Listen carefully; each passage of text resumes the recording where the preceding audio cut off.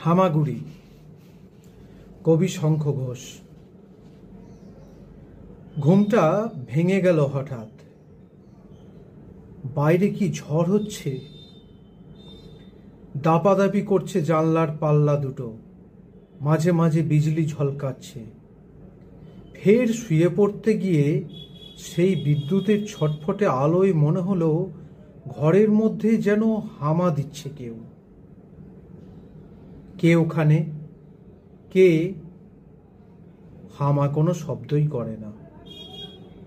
উঠে আসি কাছে, আবারও জিজ্ঞেস করি, কে আপনি? কি চান? সে তবু নিশ্চুপ থেকে এ কোণে ও কোণে ঘুরছে, মাথা তুলছে না, কিছুতেই চোখে চোখ নয়।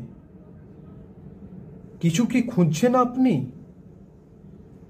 শুনতে পাচ্ছি, খুঁজছি ঠিকই, খুঁজতে তো হবেই, পেলেই বেরিয়ে যাব নিজে নিজে হেঁটে। কি খুঁজছেন? মিহি স্বরে বললেন তিনি, মেরুদণ্ডখানা। সেই মুহূর্তে বিদ্যুৎ ঝলকালো ফের। চমকে উঠে দেখি, একা নয়, বহুজন একই খোঁজে হামা দিচ্ছে এ কোণে ও কোণে ঘর জুড়ে।